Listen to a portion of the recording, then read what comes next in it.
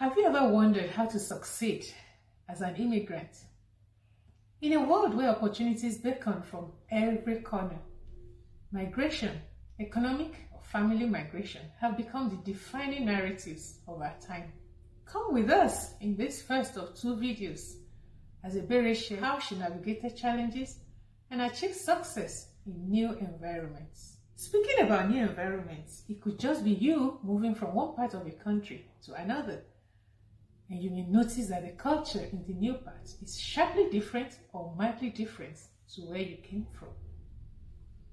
I'm sure you'll find Ebere's advice useful. Yeah, so you need to adjust, look around you, be sensitive to what people care about.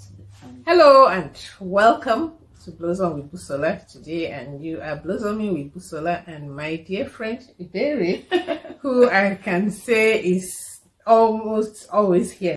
Welcome, maybe. Thank you. Thank you for having me. Today we're talking about moving from one place to the other, like when you relocate, when you uproot and move to another country. That's what we're talking about. And this woman has done that big move 2 times. So maybe you've moved countries quite a bit. Yes. And you've had to start afresh, like uproot, go to another place and begin again. And tell us about your moves and uprooting and settling, beginning with the first one. Okay, the very first move I had was moving from Nigeria to the United Arab Emirates to teach at the university in Abu Dhabi. So I moved because I got a job, and it was quite some excitement going to work. I remember at a job. Yeah. But of course, I was also very apprehensive because I didn't know much about the United Arab Emirates. I just knew about Dubai. Okay. So when I got that job, I did a little bit of research about the culture, about the things that are good to do and things that you should be careful about. But it didn't bring down the anxiety. But I wanted the job and I had to move. So when I got there, the first shock at the airport was that all the men were wearing long white robes. All the women were wearing black. Like I'm wearing now.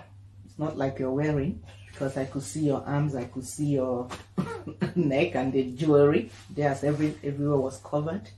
And it was like a sea of black and white. And I was coming from a culture that we men really didn't wear robes. If it were these days, you would have gone online and seen how they dress. The second culture shock was it was a university, but the ladies have to sit in a different classroom. And the men had to sit in a different classroom, and they have a door that the males could not go to the part where the females are. So you would teach for every class you teach, you will teach the females separately, then you go and teach the males. And it was also interesting that those ladies wearing those robes had their fancy clothes under the robes. Did you ever know that? They removed it. When it was a female teacher, they were free to remove their robes, and you'll be some of them you wouldn't recognize them anymore. They removed their robes, they let down their hair. And there was also something that happened that was also like a culture shock. I wore a skirt. It was quite a long skirt, much below the knees, and I went to teach in the boys section, and the boys were so distracted. Yes, they were so distracted, and I wondered what was going on. At the end of the first 40 minutes, I had one male teacher that we were friendly. Okay. So I complained about that, and he started laughing. He's from the Middle East. Okay. He started laughing. I said, "Why are you laughing?" He said, "The boys were looking at your legs and they wouldn't understand anything. And anytime you wear," I said, "Legs?" Because as far as we're concerned, I said, "Who would look at legs?" legs. He said, "Because they don't see the legs, women's legs. So even your legs, they were not looking at it. It was like," I said, "Okay." And from that you day, were wearing a long skirt, like you said. from that day, I started wearing only trouser suits and very long skirts. Things that would help and helped me was to learn to study within that culture what is acceptable and what is not acceptable and adhere to them. Yeah. It's important Yeah. to be able to do that and not insist that this is how I'm formed to do or to This think is how this we way, do it, and where this I'm is how coming we from. do it. Where I'm coming from, where you're coming from is not. It's not important. You can't shake the hands of a male. Yeah, you cannot do that. There's no touching them. Probably you would also meet people from where you were coming from, and within that environment or context, you can behave like it was. But don't take your culture and try to force it in within the environment. The new environment, where you find yourself. It will not work. It will not work. You will offend some people, and you will also get offended by some things. I like what you said about learning quickly. Yeah, there should be that. Learning how things are done there will save you a lot of trouble, a lot of embarrassment, and will make your life much easier. Yeah. How about your next big move?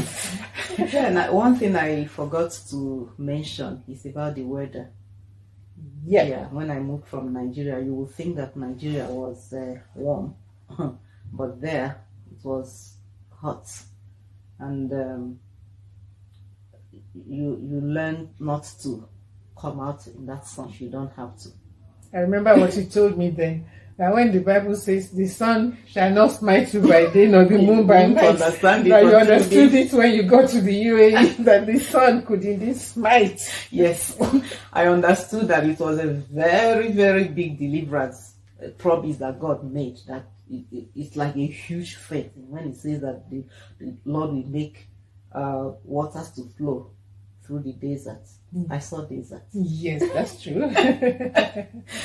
I saw the desert. You saw the piles of sand and dryness and everything, and you say, okay, I need to go back and read some of those things and know that those promises were like God is going to make things that are impossible to become possible, and He meant it.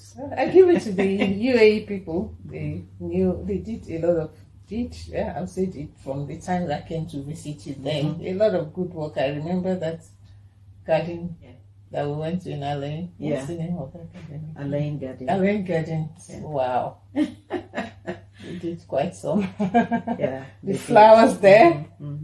Wow. You don't just, they're almost incomparable. They were incomparable to anything I'd seen. And the way they got every place, the irrigation, got everything watered. Yeah.